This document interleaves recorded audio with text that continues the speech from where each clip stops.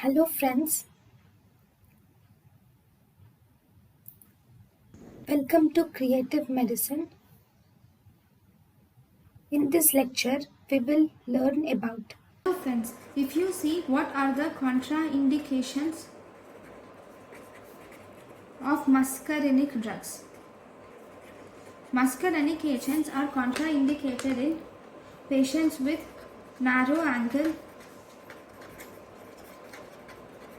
or angle closure glaucoma.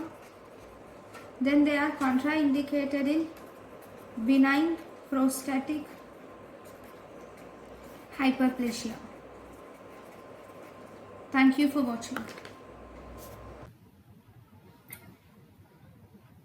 Thank you and thank you for watching.